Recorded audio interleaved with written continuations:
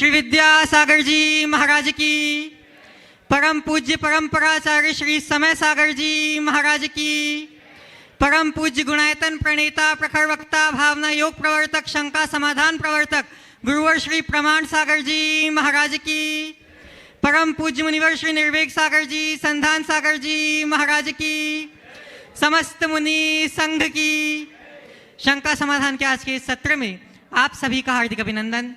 इससे पूर्व कि हम आज के इस सत्र को प्रारंभ करें, चलते हैं गुरुदेव के चरणों में और होते हैं नत इस भाव से कि हमारा जीवन भी बन सके समुन्नत।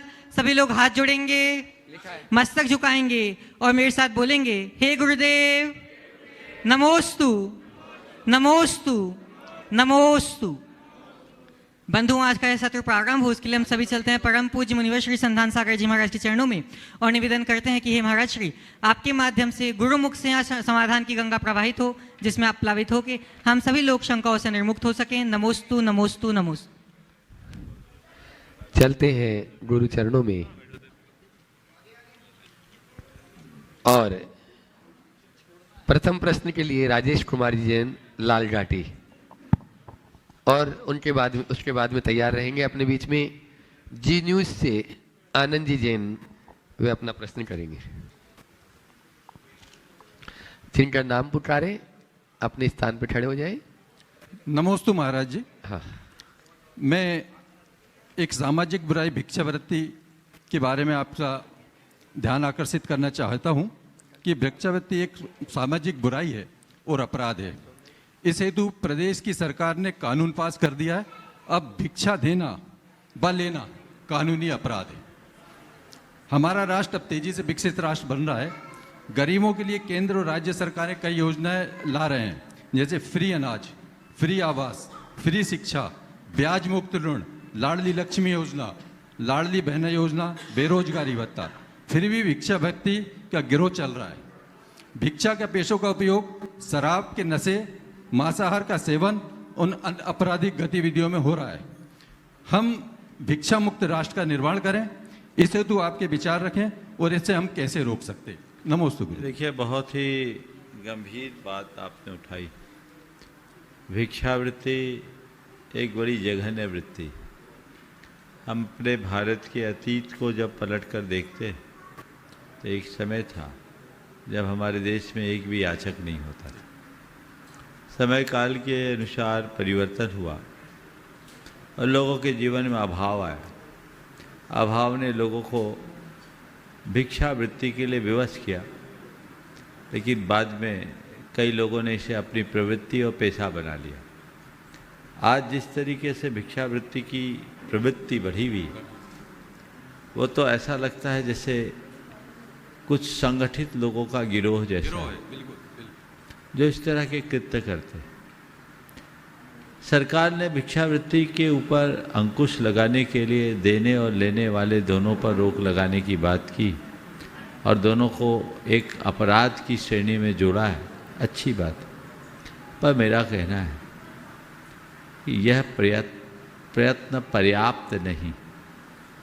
हमें इसके साथ साथ अतिरिक्त प्रयत्न भी करना चाहिए। वह यह है कि जितने भी भिक्षुक हैं उनके पुनर्वास और कल्याण के उपक्रमों को आगे बढ़ाना चाहिए। कई लोग हैं जो इस हाल पे जीने को मजबूर भी हैं, जिनका कोई नहीं, जो मानसिक रूप से पूरी तरह विकसित नहीं है, विक्षिप्त हैं, अर्ध विक्षिप्त हैं।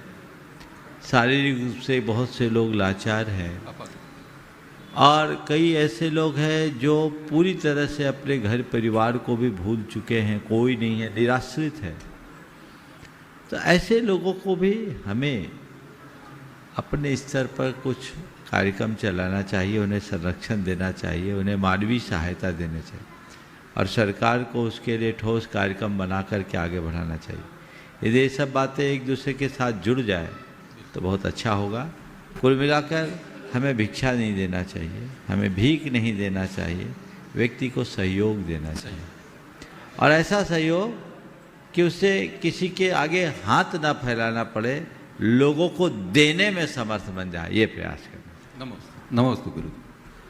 जी न्यूज से आनंद जी जैन, वे अपना प्रश्न करें और उसके बाद में तैयार रहेंगे ललित कुमार जी जैन, लाल घाटी। नमोस्तु महाराज जी, नमोस्तु। महाराज श्री, आप लोगों का सानिध्य पाके हमारे समाज में दान और धर्म की प्रवृत्ति तो बड़ी है, लेकिन कहीं ना कहीं साधर्मी वात्सल्य और परस्पर सहयोग की कहीं ना कहीं कमी दिखाई देती है। तो महाराज श्री, इसका क्या कारण है? दान धर्म की प्रवृत्ति देखिए, दान की प्रवृत्ति बड़ी, धर्मी के सहयोग में कमी दिख रही, पर मैं दूसरे अर्थ में इसे लेता हूँ। साधर्मी के प्रति सहयोग होना चाहिए, लेकिन मेरा मानना है कि केवल साधर्मी के सहयोग से साधर्मी को हम समर्थ नहीं बना सकते। साधर्मी को समर्थ बनाने के लिए हमें साधर्मी का पुण्य जगाना चाहिए। समझ गए? गुरुदेव ने हम लोगों पर बड़ी कृपा की। एक बार ऐसा ही सवाल किसी ने मुझसे दूसरे संदर्भ में किया कि गुरुदेव ने मंदिरों पर तो बहुत ध्यान दिया, साधर्मियों के लिए कुछ विशेष उपक्रम नहीं हुआ। मैंने कहा, गुरुदेव ने जो साधर्मी के और समाज को सशक्त बनाने के लिए काम किया, शायद किसी ने नहीं किया। कैसे? गुरुदेव ने मंदिर बनाने का उपदेश दिया, पर गुरुदेव के उपदेश से प्रेरित होकर लोगों ने दान किया, और दान करने से इतने समर्थ हो गए कि कल तक जो फुटपाथ पर अपनी दुकान लगाते थे, आज करोड़ों का दान देने में समर्थ हो गए। समाज को समर्थ किसने बनाया? आज की समाज की स्थिति और आज से 25-30 साल पुरानी समाज की स्थिति को देख लो। आप भोपाल में ही दृष्टि फैला करके देख लो। एक वक्त जिनको 2 वक्त भोजन की व्यवस्था नहीं थी, जो मजूरी की जिंदगी जीते थे, आज सेठ की तरह जी रहे हैं। ये गुरुदेव की कृपा कि दान देना सिखाकर सबको सेठ बना दी। समझ गए? तो परमार्थ के कार्यों में अपने आप को पूरी तरह नियोजित करना चाहिए। जितना परमार्थ से नियोजित होगे उतना पुण्य बढ़ेगा, और जितना पुण्य प्रगाढ़ होगा उतने समर्थ बनोगे। लेकिन इसका अर्थ ये नहीं कि महाराज ने तो परमार्थ की बात कह दी, साधर्मी की तरफ हमें ध्यान ही नहीं देगा। साधर्मी अगर है तो उसके प्रति तो हमारा वात्सल्य भाव होना चाहिए, उसके लिए आगे बढ़ना चाहिए। पर साधर्मी को सहयोग देकर उसे पराश्रित मत बनाओ, साधर्मी को सत्प्रेरणा देकर उसे समर्थ बनाओ। ये हमारा रास्ता होना चाहिए। नमोस्तु नमोस्तु। ललित कुमार जी जैन, लाल घाटी। और उसके बाद में तैयार रहेंगे वर्धमान नगर के अध्यक्ष और गुणायतन ट्रस्टी सुभाष जी जैन, काला। त्रय मुनिराजों के चरणों में नमोस्तु। सभी क्षुल्लक महाराज जियों के चरणों में इच्छा में। महाराज जी, मेरी शंका आरंभी, संकल्पी और विरोधी हिंसा के बीच में है। हम श्रावकगण ग्रस्त जीवन में कई बार बीमार होते हैं, और कई बीमारियां बैक्टीरिया वायरस जनित होती हैं, जो कि हमारे शास्त्रों में निगोदी जीव कहा गया है, निगोदिया जीव। तो जैसे टीबी, कोरोना या टाइफाइड, वायरल इन्फेक्शन, ये सब होते हैं, और हम जनरली एलोपैथी यूज करते हैं, जिसमें एंटीबायोटिक टैबलेट्स और दवाइयाँ खाते हैं। तो एंटीबायोटिक खाने का उद्देश्य तो हमें स्वस्थ रखना होता है कि स्वस्थ हो जाए, शरीर स्वस्थ हो जाए, परंतु कहीं ना कहीं उसमें एक संकल्पी हिंसा तो होती है कि एंटीबायोटिक से हमें जो अपने निगोदिया जीव हैं वायरस को मार रहे हैं। तो इसमें हमें आरंभी हिंसा लगती है या संकल्पी या विरोधी? इसमें शंका का समाधान करें। देखिए, सबसे पहली बात तो ये कि जो आप एंटीबायोटिक ले रहे हैं वो अपने शरीर के जीवाणुओं को मारने के लिए ले रहे हैं कि अपने स्वास्थ्य को टिकाए रखने के लिए ले रहे हैं? तो आपका उद्देश्य क्या है? स्वस्थ बने रहना। और आप ही स्वस्थ नहीं रहोगे, आप ही नहीं बचोगे, तो वो कहाँ बचेंगे? इसलिए इसे संकल्पी हिंसा की श्रेणी में नहीं लिया जा सकता।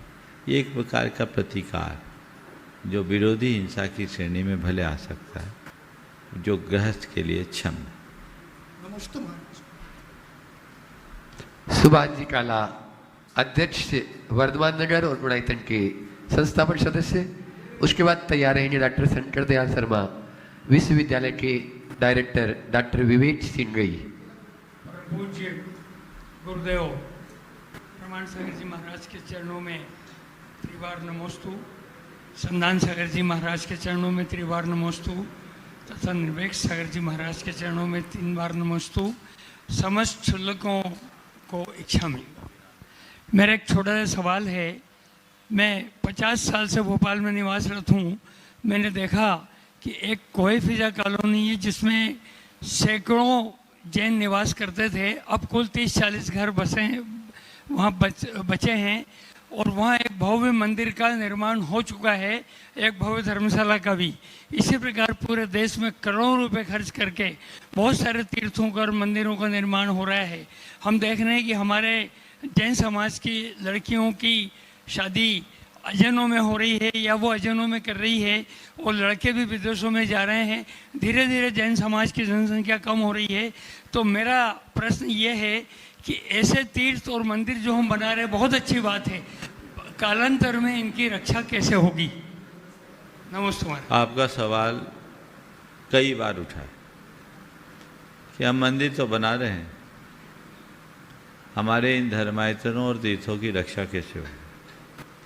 मैं इसके समाधान में एक बार अपना मंतव्य प्रकट कर चुका हूँ कि हम मंदिर भी बनाए और धर्मात्मा भी बनाए, जैनी भी बनाए। पर मेरा मानना है जब तक मंदिर है तभी तक हमारा धर्म और हमारे धर्मात्मा रहेंगे। इसलिए मंदिरों को बनाने में रोक नहीं रखना, मंदिरों का रख रखाव सुनिश्चित बना रहे और मंदिरों में पूजा अर्चा दीर्घ काल तक चलते रहे, इसे सुनिश्चित करो।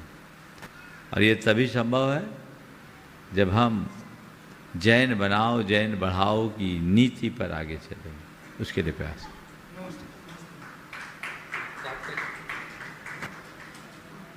डॉक्टर विवेक जी सिंगई और उसके बाद में तैयार रहेंगे विद्या आलोक जैन, अंकुर कॉलोनी, सागर। नमस्ते महाराज जी। महाराज जी, मेरी जिज्ञासा है कि क्या ईश्वर ने ब्रह्मांड की रचना की है या प्रकृति के नियम ने ब्रह्मांड की रचना की है?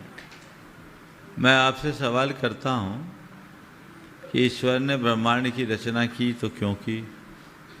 पहला सवाल। और ईश्वर ने ब्रह्मांड की रचना की तो ईश्वर की रचना किसने की? जैन धर्म कहता है ये ऐसे सवाल है जिनका उत्तर मिलना मुश्किल है। अगर ईश्वर की रचना की तो किसी ने ईश्वर की किसी ने रचना की तो उसकी किसने की?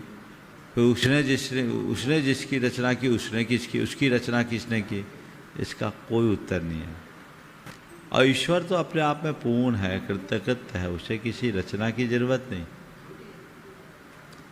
इसलिए जैन दर्शन कहता है सृष्टि शाश्वत है, अनादि से है, अनंत काल तक रहे।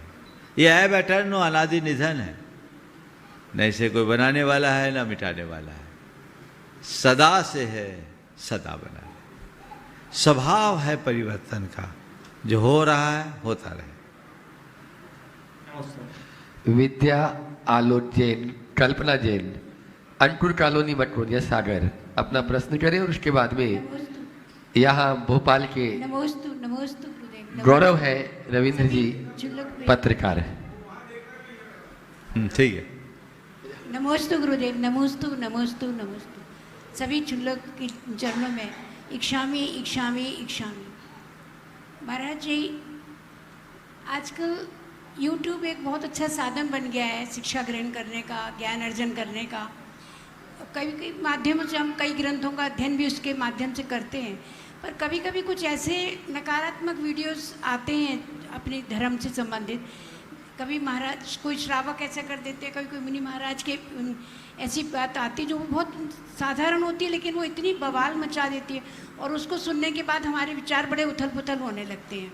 तो ऐसे समय में हम क्या करें, कैसे अपने विचारों को? एक बार मन करता है कि इसका उत्तर ऐसा दे दें वैसा दे दें, पर कब देखिए, ये तो सोशल मीडिया का युग है, वहाँ अच्छाई भी है तो बुराई भी है, और बुराइयाँ प्रायः अच्छाई की ओट में ही पनपती है। हर साधन का यदि हम सही उपयोग करें तब तो वो सुविधा है, अन्यथा दुविधा। सोशल मीडिया के माध्यम से इन दिनों बहुत सारी ऐसी बातें समाज के बीच आने लगी है जिसकी आवश्यकता नहीं और जो हमारे समाज के स्वास्थ्य पर बुरा प्रभाव डालते हैं। मैं आप सबसे इस विषय में एक बात कहूँगा कि ऐसे जो लोग भी हैं, जिनके भी ऐसे चैनल्स हैं जो इस तरह की अवांछनीय बातों को आप तक प्रेषित करते हैं, उन्हें एक बार वार्निंग दें और दूसरी बार उस चैनल के सब्सक्रिप्शन को बंद कर दें, ख़त्म कर दें, अपने आप को हटा दें।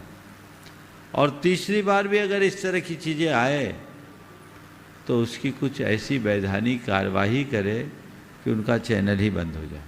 अगर आप लोग इतना जाग जाए ना तो इस तरह धुआं उड़ाने की प्रवृत्ति वालों पर अपने आप अंकुश लग जाएगा। बहुत से लोग हैं जो अनर्गल प्रलाप और कुछ लोग तो ब्रेकिंग न्यूज़, सनसनी पैदा करने के उद्देश्य से इस तरह की बातें कुछ ज़्यादा उत्साहित होकर के करने लगे। उसमें उनको अपनी टीआरपी दिखती है, लेकिन उन्हें ये भी देखना चाहिए कि इसका दूरगामी परिणाम कितना बुरा होगा। इससे हमारी समाज की साख कितनी गिरती है, समाज को कितना अधिक नुकसान होता है। यदि ये सब बातें हम ध्यान में रखेंगे तो ये सब चीज़ें अपने आप नियंत्रित होगी। लेकिन मुझे लगता है कि लोग ऐसा सवाल भी उठाते हैं, एक दूसरे से चर्चा भी करते हैं और वही इन बातों को आगे भी बढ़ा देते हैं। कई लोग तो बिना पढ़े बिना सुने ही चीज़ों को फॉरवर्ड कर देते हैं। आप उनका मनोबल नीचा कीजिए, अपने आप को मजबूत बनाइए और सशक्त तरीके से ऐसी बातों का प्रतिरोध कीजिए, तभी हम अच्छा परिणाम दे पाएंगे। रविंद्र जी जैन पत्रकार अपना प्रश्न गुरु चरणों में रखें और उसके बाद में विक्रम जी काला आगे। नमस्ते महाराज जी। हाँ महाराज जी, आज दो प्रश्न हैं। एक प्रश्न इनका है, ममता जी का, और एक प्रश्न मेरा है। बिल्कुल। इनकी ओर से जो प्रश्न है महाराज जी वो ये है, उन्हीं को दो ना। दोस्तों महाराज जी, प्रश्न ये है कि महावीर जयंती पर जो पलना झुलाने का कार्यक्रम मंदिर जी में करते हैं, तो उसमें पलने में जो प्रतिमा कभी कभी गुड्डा रख देते हैं या कई मंदिर में कोई प्रतिमा होती है तो अप्रतिष्ठित, उसको पलने में रख देते हैं, तो क्या वो प्रतिमा रखना उचित है या अनुचित? देखिए, भगवान के पलना झुलाने का रिवाज लोगों में बना रखे हैं। पंचकल्याणकों में भी भगवान के जन्म के बाद बड़े महोत्सव पूर्वक पलना झुलाया जाता है। भगवान का जन्म हुआ, आप जन्म जयंती महोत्सव मना रहे हैं, तो केवल जन्म को देख करके पलना झुलाना अलग बात है। लेकिन हम भगवान महावीर की जयंती मना रहे, उन भगवान महावीर की जो 5 कल्याणकों से संपन्न है,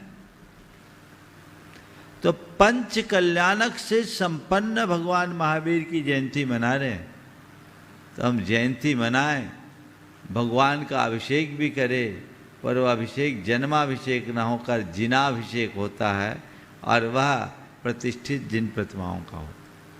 अब भावनात्मक जुड़ाव की दृष्टि से पलना झुलाने की जो क्रियाएं हैं, झुलाते हैं लोग, कई जगह बहुत उत्सवपूर्वक झुलाते हैं, वहाँ अप्रतिष्ठित प्रतिमा गुड्डा गुड्डी रख देते हैं। मुझे बहुत पुरातन परंपरा के रूप में नहीं दिखती, ये मुझे अनुकरण दिखता है। मुझे नहीं लगता कि इसे प्रोत्साहित किया जाना चाहिए। भगवान की भक्ति करो, हम वीतरागता के उपासक हैं।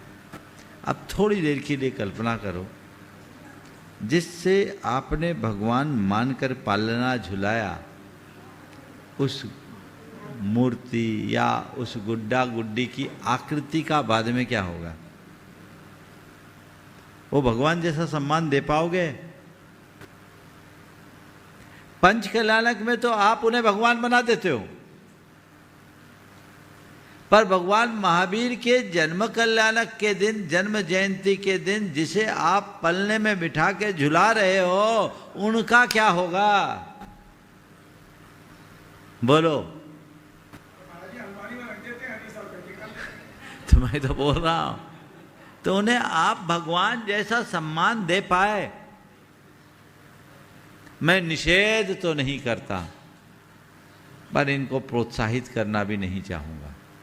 समझ गए? निषेध इसलिए नहीं करता कि बहुत सारे गुरुओं के सानिध्य में भी होता है तो अभी झंझट खड़ी हो जाएगी कि महाराज ने निषेध कर दिया। मैं बहुत बैलेंस तरीके से बात करता हूँ, लेकिन मुझे ये बात बहुत अच्छी नहीं लगती। हो सकता है लोगों को मेरी बात अच्छी लगे और ये भी नहीं लगता, हो सकता है कि कुछ बातों को न लगे, लेकिन मेरा जो अभिमत है मैंने रख दिया। हाँ, कौन बनेगा करोड़पति में अमिताभ बच्चन 16 सवालों के सही जवाब देने पर 1 करोड़ रुपए देता है। आपने तो 1 करोड़ से ज्यादा प्रश्नों के जवाब सही दे दिए हैं, आपको क्या मिला? सुनो सुनो सुनो सुनो सुनो, अब आप पूछ रहे हो मुझे क्या मिला, तो सबसे पहली बात तो यह है कि मुझे कुछ चाहिए होता तो मैं हिसाब लगाता मुझे क्या मिला। मैं अगर किसी इच्छा से प्रेरित होकर ये कार्यक्रम आगे करा होता तो मेरे पास लोखा जोखा होता प्रतिदिन का कि आज मुझे ये मिला, आज मुझे ये मिला, आज मुझे ये मिला। ये मेरी दुकान की कमाई है, पर बंधुओं न तो मैंने इसे एक दुकान की तरह रखा, न मेरा कोई कमाई का ध्येय रहा। इसलिए मुझे क्या मिला इसका मुझे कोई आकलन नहीं है।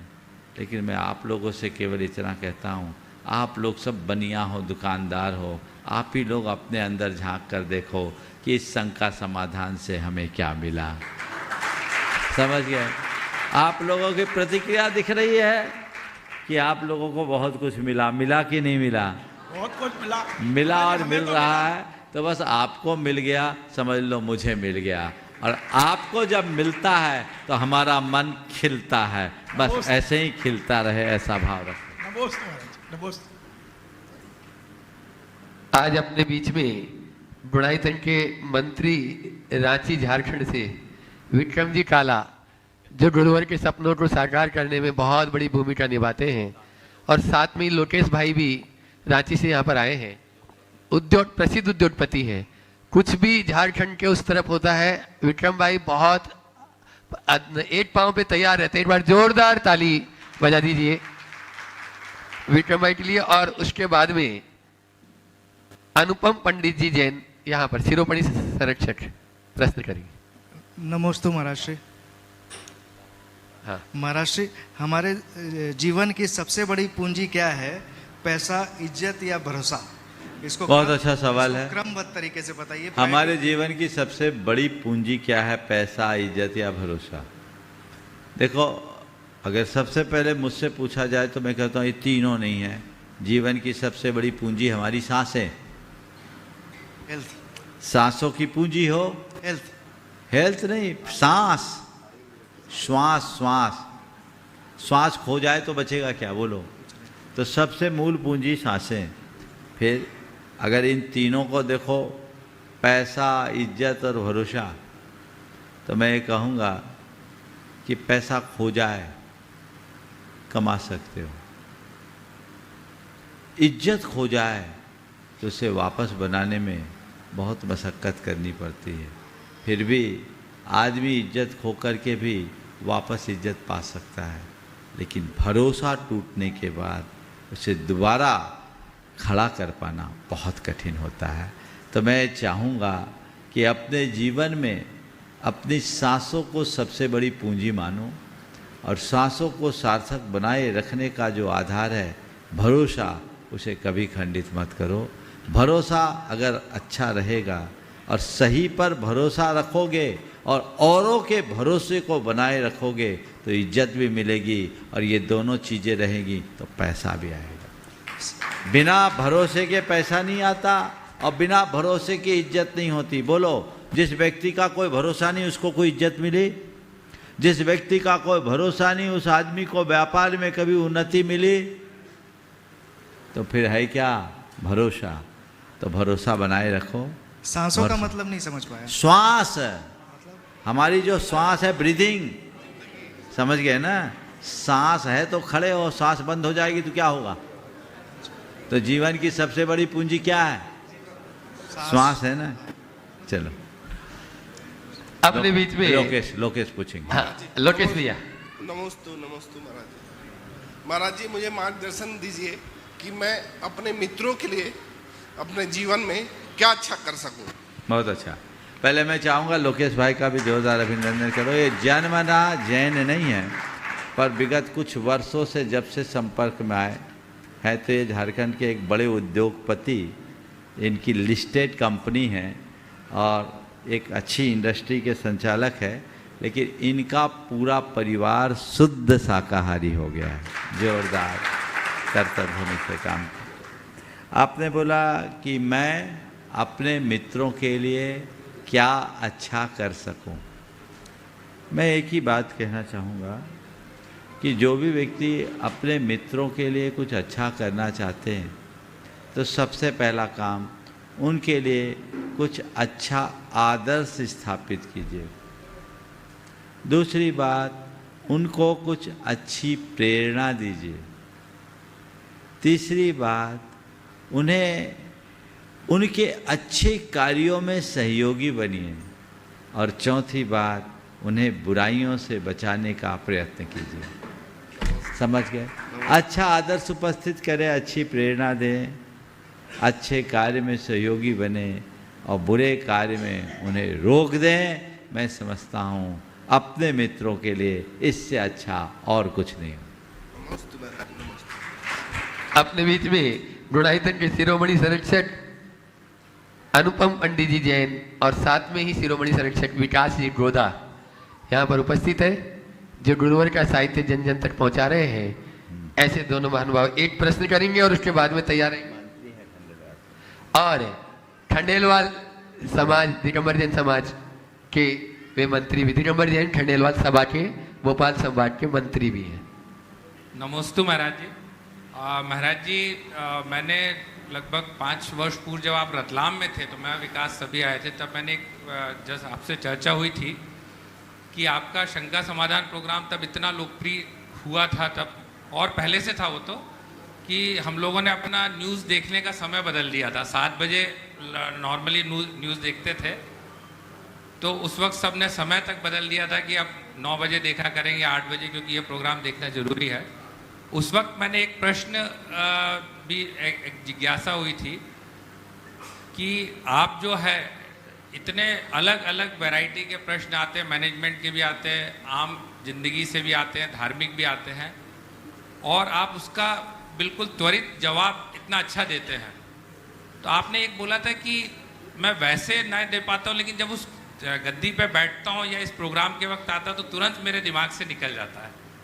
तो उस संबंध में मेरा महाराज जी वो समझ नहीं पाया था कि उस गद्दी का क्या प्रभाव है, या उस जगह बैठते हैं तब प्रभाव है, या उसी वक्त त्वरित आपका जवाब और डिफरेंट फील्ड का बहुत अच्छा जवाब। देखो, सवाल भी मेरे पास तभी आते जब यहाँ बैठता हूँ, तो उत्तर भी तभी निकलते जब यहाँ बैठता हूँ। समझ गए? मुझे नहीं मालूम मेरे अंदर से उत्तर कैसे निकलता है, पर मुझे एक ही बात मालूम है कि मेरे हृदय में मेरे गुरु बैठे, वो मुझे प्रेरित करते हैं और मेरे अंदर से उत्तर निकलता जाता है। शब्द मेरे मुख से निकलते हैं, पर मेरे मुख से निकलने वाले शब्द केवल मुख से नहीं निकलते, मेरे हृदय से निकलते हैं। समझ गए?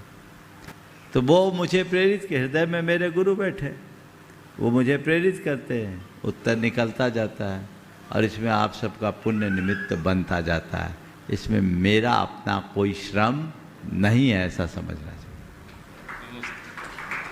और मैं अब आवाज़ दे रहा हूँ ग्वालियर से अपने बीच में राकेश मंजू जी जैन, शिरोमणि संरक्षक यहाँ पर उपस्थित है।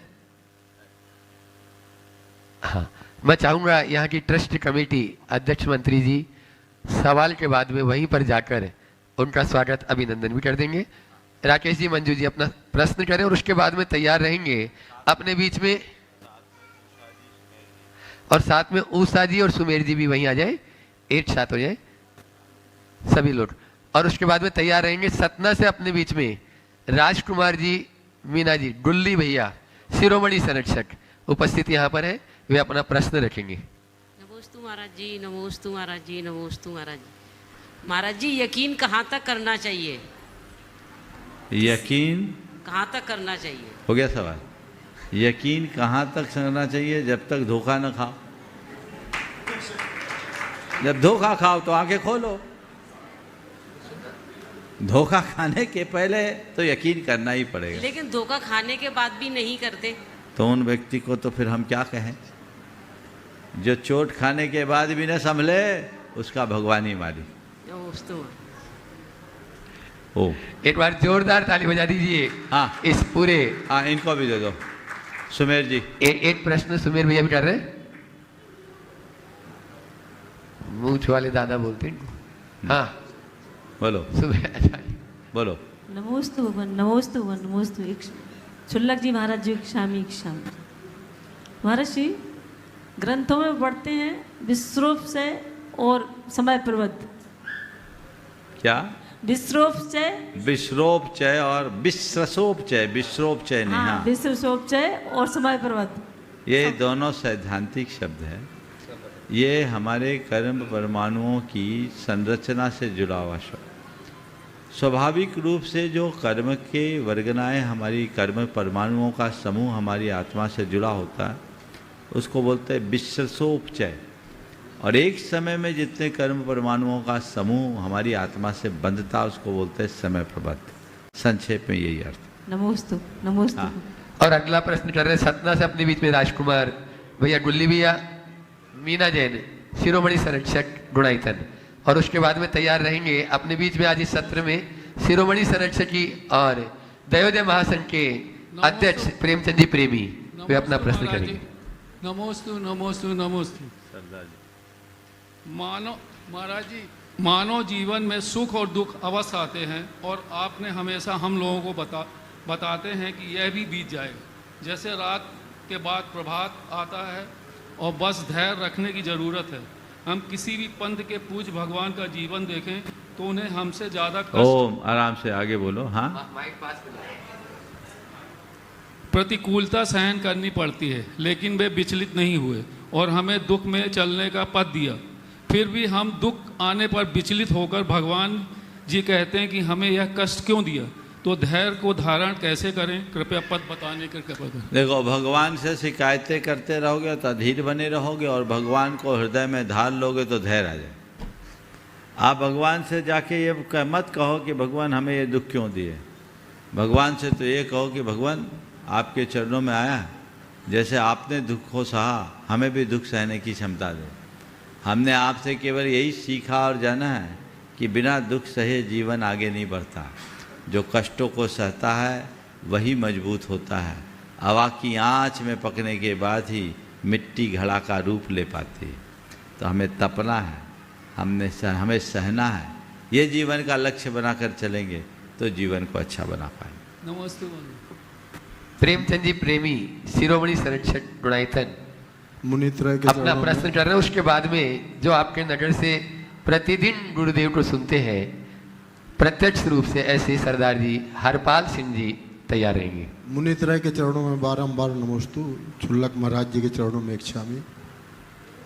गुरुदेव अभी 26 तारीख को माता जी गई, मालूम तो आपको है ही, लेकिन मैं ये बोलना चाहता हूँ गुरुदेव कि जिस दिन वो गई शाम को 4 बजे चारों प्रकार के आहार का त्याग किया।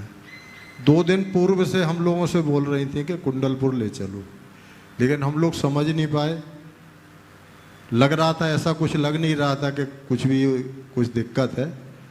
और हमारे पंडित जी सिद्धार्थ भैया हैं, उनने भी बोला कि 2-3 दिन रुक के चलते हैं, लेकिन शाम को 4 बजे चारों प्रकार के आहार का त्याग किया। और आहार का त्याग करने के बाद बोलती हैं कि हमारा सबका त्याग हो, घर का त्याग। दूसरे दिन ये विचार हुआ रमेश भैया के साथ में कि सवेरे अपन कुंडलपुर ले चलेंगे। 8 बजे रात को एक बार ये हुआ कि डॉक्टर राजेश जी को दिखा लें। वहाँ दिखाने गए तो राजेश जी ने 8:15 बजे वहाँ पहुँचे। राजेश जी ने बोला ये आधा 1 घंटे से ज़्यादा नहीं चल पाएंगे। गुरुदेव वो बार बार हम लोगों के मन में ये आता है कि हम लोग कुंडलपुर नहीं ले जा पाए। ओ देखिए, ये बात सही है कि व्यक्ति का अंत यदि संलेखनापूर्वक हो तो इससे बड़ी उपलब्धि कोई नहीं। हर संतान को ये चाहिए कि अपने माता पिता का सच्चे अर्थों में कल्याण कराए और उनकी समाधि मरण में सहयोगी बने, सहभागी बने। जैसे आपके पिताजी ने अपना अंत गुरु चरणों में संलेखनापूर्वक किया, आपकी माताजी की भी बड़ी प्रबल भावना थी। प्रबल भावना थी। लेकिन संतान ऐसा चाहती भी है और आप लोग भी ऐसा चाहते थे, आज भी चाहते हैं, पर कई बार चीज़ों को समझने में कठिनाई हो जाती, खासकर ऐसे लोगों के साथ जिनके लिए इस तरह का बुखार उखार कई बार आया हो और झटके सह लिए, तो कई बार लगता है कि अभी समय है, निर्णय लेने में देर हो जाती, तो वैसा नहीं हो पाता। इसे मैं किसी का कसूर नहीं मानता, इसे भवितव्य की परिणति मानता। अंत समय तक महाराज जी, सुनो तो पूरी बात, इसे मैं किसी का कसूर नहीं मानता, इसे भवितव्य की परिणति मानता। लेकिन जैसा उन्होंने किया आपके कथनानुसार कि उन्होंने चारों प्रकार के आहार को त्याग कर घर का त्याग कर दिया, तो तुम भले गुरु चरणों में ले जा पाओ या न ले जा पाओ, उनने तो अपना उद्धार कर लिया। और ऐसा मत सोचना कि गुरु चरणों में जाओ तभी संलेखना होगी। बुद्धिपूर्वक जो आहार पानी का त्याग करते हुए समतापूर्वक देह छोड़ते हैं, उसकी संलेखना होती है। वो घर में भी हो सकता है, अस्पताल में भी हो सकता है, गुरु चरणों में भी हो सकता है। उस जीव का कल्याण हो सकता है। कल्याण स्थान से नहीं, कल्याण स्थिति पर निर्भर करता है। उस समय उसकी क्या स्थिति, कैसी भाव परिणति रही। आप जैसा बता रहे और आपकी माताजी को मैं जानता हूँ, वो बहुत ही उत्कृष्ट भाव रखने वाली रही है, तो मैं ये मानता हूँ उनने अपना काम सही किया है। इसलिए आप विकल्प मत करें, ऐसा हो जाता तो वैसा, और ये रह गया वो रह गया। अब इस तरह के विकल्प करने से कोई लाभ नहीं। बस यही भाव रखें कि हमारा भी वैसा ही उद्धार हो जैसा हमारे माता पिता का। नमोस्तु। जो जन्मना जैन नहीं लेकिन कर्मणा पूरा पालन कर रहे हैं, हरपाल सिंह जी जन, आपकी नजर के गौरव, एक बार जोरदार ताली बजा दीजिए सरदार जी के लिए। जो गुरुवर के चरणों में अपना प्रश्न कर रहे हैं, और उसके बाद में विमल जी सेठी गया क्षुल्लक जी के चरणों में इच्छामी। गुरुवर, मैं पहले तो बहुत ही किन शब्दों में आपका आभार व्यक्त करूं। आपने मुझे मेरे घर पे पद प्रक्षालन का अवसर प्रदान किया। उस वक़्त मैंने एक दो लाइनें आपके उसमें बच्चों को सुनाई हैं, वो यहाँ भी सुनाना चाह रहा हूँ। मारे आंगना में आज गुरुवर आयो रे, गुरुवर आयो रे। सवाल कर लो हरपाल जी। गुरुवर आयो रे, मुनवर आयो रे। सवाल करो बस। गुरुवर, मेरा सवाल इतना है कि गुरुवर, आपने एक उद्घोषणा करी थी, मैंने सुना था कि 24 तीर्थंकरों में 19 तीर्थंकरों का विवाह हुआ था, परंतु मुझे एक भजन लिखने में किसी ने बताया कि महावीर स्वामी का विवाह नहीं हुआ। एक पक्ष कहता है कि विवाह हुआ है और एक पक्ष कहता है विवाह नहीं हुआ। ये कैसे संभव है? इसका समाधान। देखो, ऐसा है, महापुरुषों की बात अतीत की है और अतीत की घटनाएं घटती है। एक ही घटना को जिसने जैसा सुना जाना उसने वैसा आगे बढ़ा दिया, तो कई चीज़ें आगे पीछे होती। सवाल इसका नहीं है कि भगवान महावीर का विवाह हुआ या नहीं हुआ। भगवान महावीर का संबंध उनके विवाह से नहीं, भगवान महावीर का संबंध उनके वैराग्य से है। उनको वैराग हुआ कि नहीं हुआ, इसमें तो कोई संशय नहीं। अगर कोई पक्ष ये कहता कि बिना वैराग के वो मोक्ष चले गए, तो सवाल खड़ा हो। वैराग हुआ ना, तो भगवान महावीर महावीर बने अपने विवाह के कारण नहीं, भगवान महावीर महावीर बने अपने वैराग्य के कारण। आदर्श वैराग्य है, उसको देखो, बाकी बातों में मत उलझो मत हो। अभी जैसा कहा गया संलेखना समाधि की बात, आज मैं एक बात और आप सबसे कहूँगा। हमारे समाज के एक बहुत बड़े विभूति विद्वत रत्न पंडित रतन लाल जी शास्त्री इंदौर में, जो बड़े साधक बाल ब्रह्मचारी इंदौर आश्रम में जिन्होंने अपना पूरा जीवन समर्पित किया और एक बहुत अच्छे साधक विद्वान के रूप में रहे, और पिछले विगत अनेक दिनों से उनकी संलेखना चल रही थी। कल रात्रि के 11 बजे पूर्ण जागृति के साथ उन्होंने अपना देह परित्याग किया।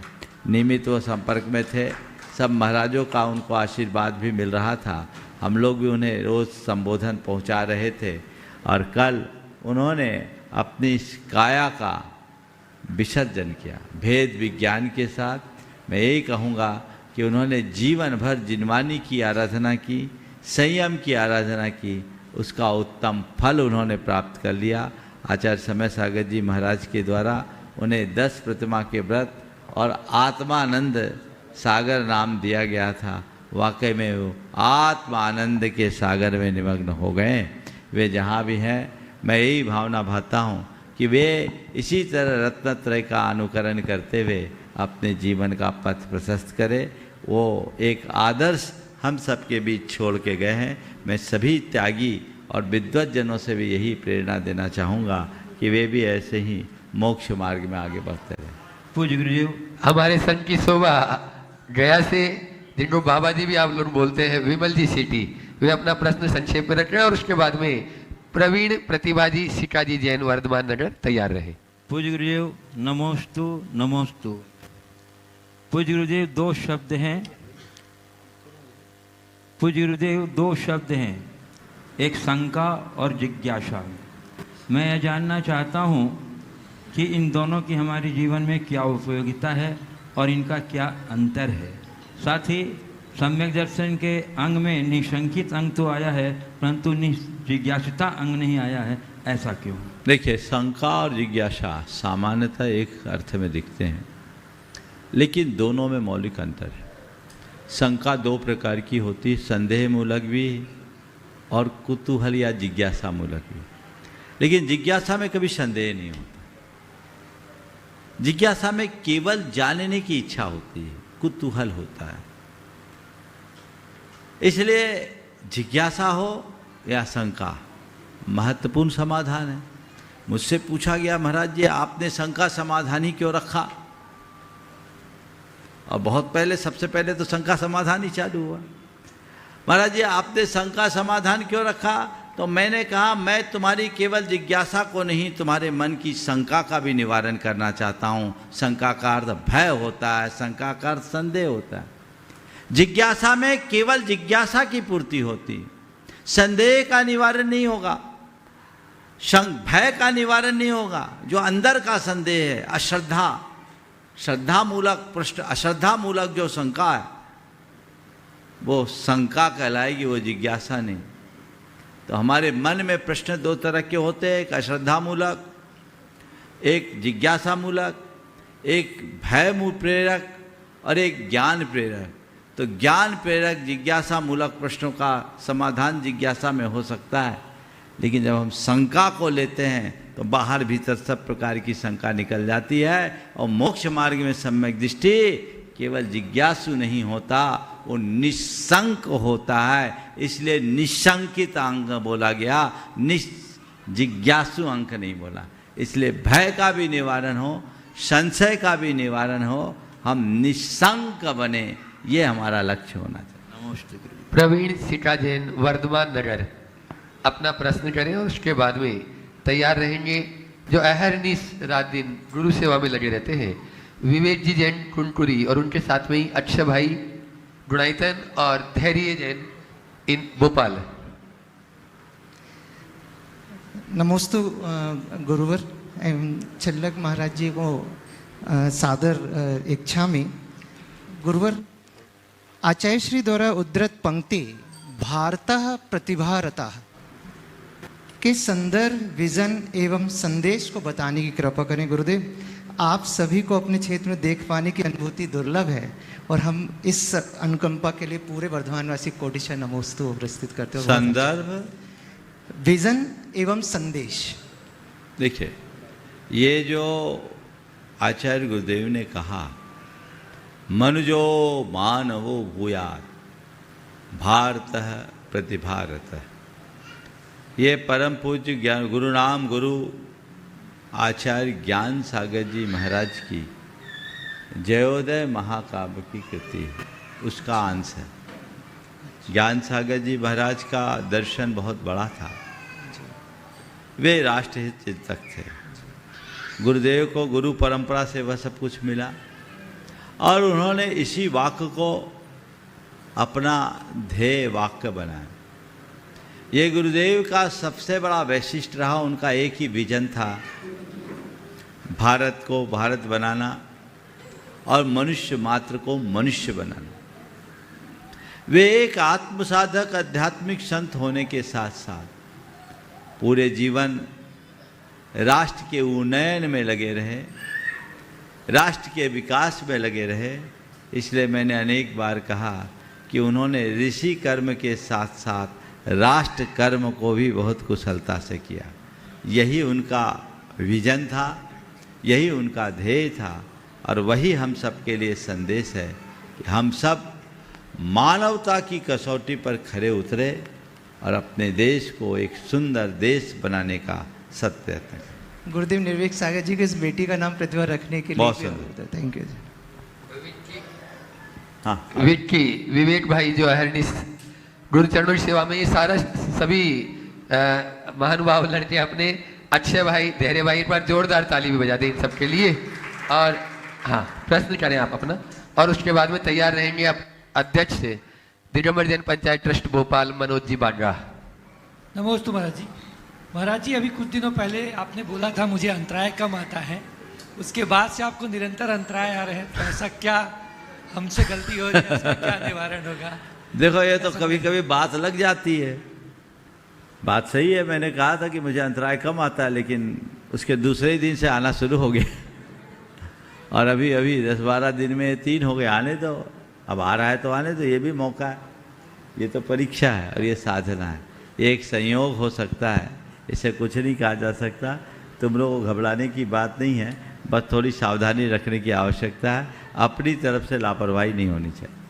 बहुत महाराज जी, मनोज जी। हाँ, धैर्य बोलो। हाँ। महाराज जी, विगत 2 दिन से पूज्य छोटे महाराज जी का स्वास्थ्य थोड़ा सा प्रतिकूल था, हम सभी उनकी आवाज़ सुनने को तरस रहे थे, आज बड़ा अच्छा लग रहा है। तो महाराज जी, हम ऐसा क्या करें कि हमारे गुरुओं का स्वास्थ्य हमेशा अनुकूल बना रहे? नमस्ते। अच्छी सेवा करो, परेशान कम करो। नमस्ते। चलो देव। मनोज जी बांड्रा, अध्यक्ष दिगंबर जैन पंचायत भोपाल, पूरी पंचायत ट्रस्ट कमेटी यहाँ पर आ जाए, उनके साथ में खड़ी हो जाए। नमोस्तु महाराज श्री, नमोस्तु। पूज्य मुनि संघ के चरणों में बारंबार नमोस्तु, छुल्लक जी महाराज के चरणों में बारंबार इच्छामी।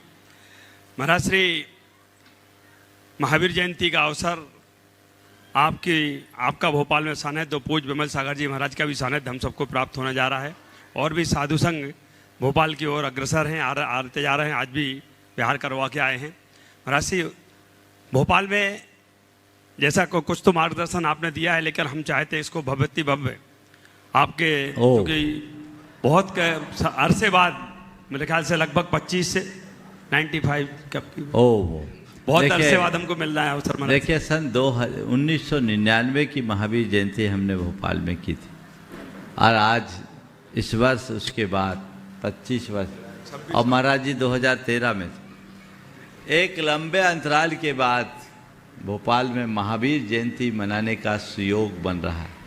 राजधानी की महावीर जयंती राजधानी जैसी होनी चाहिए। आप लोगों ने जो कार्यक्रम मनाया है, संदेश पूरे भोपाल और उसके आसपास के लोगों तक पहुंचा दीजिए। जो त्रिदिवसीय कार्यक्रम, त्रिदिवसीय करा है ना, त्रिदिवसीय रविंद्र, 8, 9, 10 आगे का भी, चलो ठीक है, बाकी अभी तक तो त्रिदिवसीय है, एक्सटेंशन हो जाए तो आपको उसकी सूचना बाद में दी जाएगी। लेकिन 8 तारीख को जो चौक में भव्य विधान का आयोजन, 9 तारीख को रविंद्र भवन में प्रातःकाल जो जीतों का कार्यक्रम है, नमोकार महामंत्र की आराधना का, जिसमें हम लोग उपस्थित होंगे और वहाँ प्रवचन भी होगा। और 10 तारीख को महावीर जयंती का बृहद आयोजन रविंद्र भवन में मध्याह्न में 2 बजे से, और प्रातःकाल जो पारंपरिक जुलूस है, इन सभी कार्यक्रमों में आप सबको पूरे उत्साह के साथ सम्मिलित होना है। 8 तारीख के पहले हम लोग चौक पहुंचेंगे और 8 तारीख से कार्यक्रम की शुरुआत होगी। 9 तारीख और 10 तारीख को आहारचर्या प्रोफेसर कॉलोनी से होगी और वहीं रविंद्र भवन चूँकि पास है वो कार्यक्रम होगा। और सारे कार्यक्रमों की विस्तृत जानकारी आप लोगों तक पहुंच गई। आप पूरे उत्साह उमंग के साथ ये बात करें और मैं चाहूँगा कि उस दिन पूरा भोपाल शहर एकजुट हो। लोग अगर सुबह की शोभा यात्रा में भी एक साथ जुड़े तो बहुत अच्छा है और बहुत उत्तम है, लेकिन इन दिनों भोपाल में अलग अलग कॉलोनियों में अलग अलग जुलूस निकलने लगे हैं, शोभा यात्राएँ होने लगी है, लोग करके आ जाते हैं। आप करिए और इस बार शोभा यात्रा जल्दी निकालनी है। तुम 8 बजे के बाद निकालोगे तो हम लोग तो 12 बज जाएंगे, तो ये कार्यक्रम नहीं। इस बार की शोभा यात्रा 7 बजे निकलनी चाहिए और आप उसी तैयारी से आकर के समय पर शोभा यात्रा निकालिए ताकि हम लोग भी उस शोभा यात्रा में सम्मिलित होकर प्रोफेसर कॉलोनी की ओर आगे के कार्यवाही के लिए जा सके। ये महाराज जी 13 तारीख को रविवार है और भावना योग के भी भाव सबके हो रहे हैं। तो मेरी कल मुख्यमंत्री निवास में बात हुई और उन्होंने कलेक्टर भोपाल को निर्देश दे दिए हैं सीएम हाउस से कि जहाँ भी आप करना चाहें वहाँ व्यवस्था कलेक्टर साहब करें। कलेक्टर साहब से हम लोग आज या कल मिल लेंगे और ये निर्देश हो गए कि आप जहाँ कहेंगे वहाँ पर वो जो महाराज जी लेक व्यू का जो स्थान है वो बहुत अच्छा है, चाहते हैं कि वहाँ भावना योग हो। आप लोग सब सहमत हो तो जरा जोरदार तालियां अनुमोदना करें। देखिए, भावना योग की भावना आप लोगों की बहुत दिनों से है और बिल्कुल ये होना चाहिए। आप औपचारिक अनुमति ले लीजिए, तब हम कार्यक्रम का स्वरूप बना देंगे। जैसा भी होगा वो कार्यक्रम बता दिया जाएगा। इस बीच विद्या प्रमाण गुरुकुलम का भी एक कार्यक्रम है, जो रूपरेखा बनेगी आपको कल बता दी जाएगी। आज 8, 9, 10 के कार्यक्रम को आप लोग पूरी तरह सुनिश्चित कर लें। 13 तारीख का कार्यक्रम है, बीच में 11, 12 है। जैसा भी कार्यक्रम होगा आप सबको बता दिया जाएगा। भावना योग एक बृहद पैमाने पर भोपाल शहर में होना चाहिए। एक आध दिन में उसकी और महावीर जयंती को केवल महावीर जयंती नहीं, आप लोगों को पूज्य महाराज जी का दीक्षा दिवस भी मनाना है। और उस दीक्षा दिवस को ऐसा मनाएं कि ऐतिहासिक दीक्षा दिवस हो जाए और हो सकता है कुछ आगे डैश डैश डैश आप लोगों का भी नंबर उसमें आ जाए। ऐसी भावना से ही दीक्षा दिवस को अपन सब मिलकर बहुत उत्साह उमंग के साथ में इस भोपाल राजधानी मनाएंगे ताकि पूरे विश्व में संदेश यहाँ से जा सके। महाराज जी मैं एकमात्र व्यक्ति हूँ साहित्य हॉल में जो आपकी दीक्षा का प्रत्यक्ष गवाह हूँ। सोनागिर में मैं वहाँ बैठा था सामने जब आचार्य भगवान आपको दीक्षा दे रहे थे। गवाह नहीं हो, साक्षी हो दीक्षा में। चलो हो गया।